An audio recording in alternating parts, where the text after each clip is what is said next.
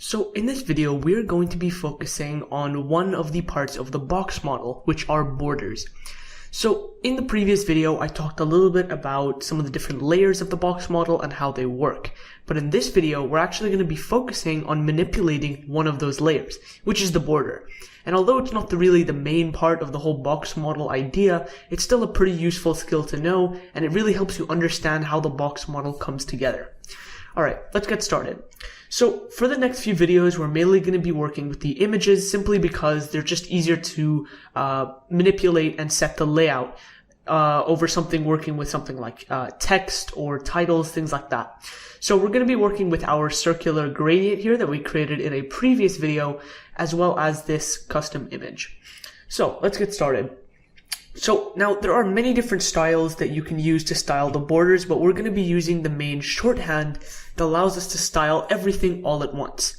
So the property is similar to our background property here. All you need to type is border. Whoops, we need to do on the image. So I'm going to go here on our radial gradient, and I'm going to start adding our border. So let's go ahead and get started. So what I'm going to do is just type border, and remember, every single element has a box around it, has this box model or invisible box. So it doesn't matter what you choose, you can always style these elements. It might look weird on some elements like this text here, but you can do it with everything. So there are three main parts to this element here. First is going to be the size, so we'll talk about that in a second.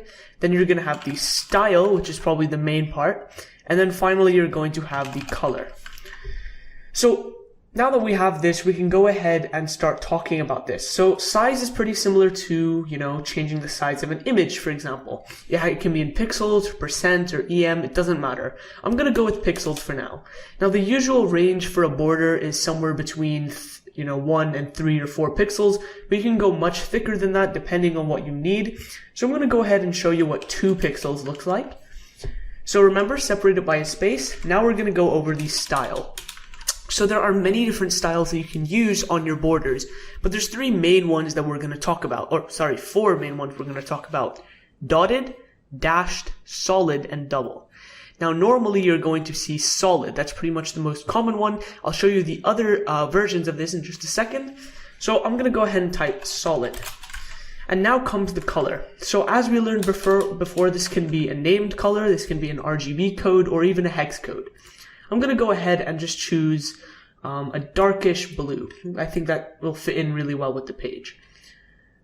And in fact, you know what? Let's not use the color picker. Let's just use our RGB color skills and take the color of the background, which is here. So we're going to take those 4.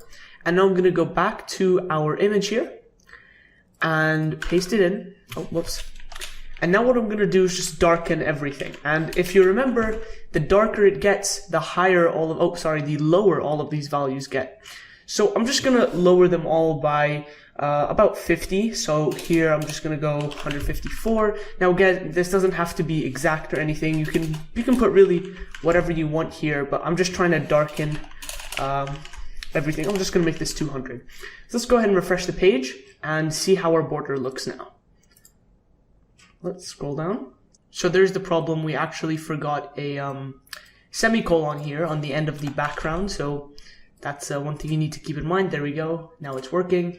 And you can see, and I did actually change the color there just to test it out. And you can see, there we go, we have our background. So obviously it's pretty obvious here with our bright red color there, but what I'm actually going to do is go ahead and just play around with some of these and see if we can change the features.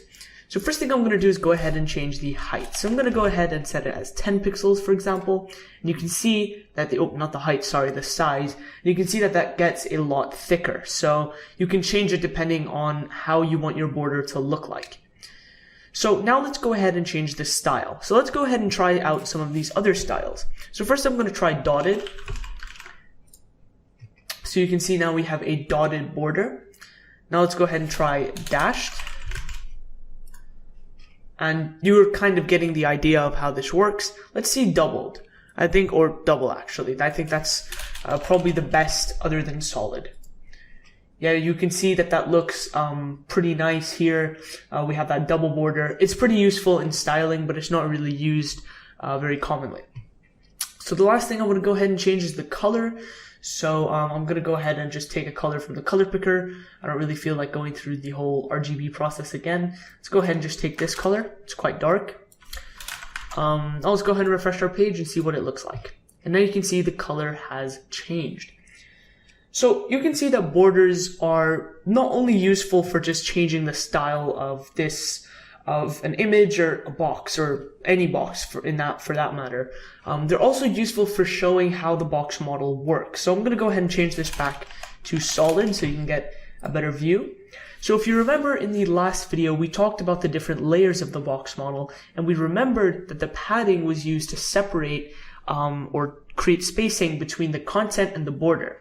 In this case, you can see that the border and the content are directly touching, which means there is pretty much no padding at all because there's no spacing between them. On top of that, you can see that this border is also touching elements on the page or other elements on the page. So like, for example, this table, there's a little bit of space between the header and the image, but that's due to other margins. We'll talk about that when we get later in this section.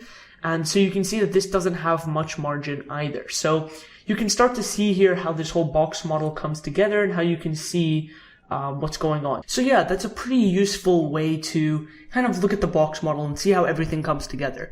In the next few videos, we're going to be looking at the other layers of the box model, and then we're going to bring it all together and start really changing up the way this website looks. All right, let's move on.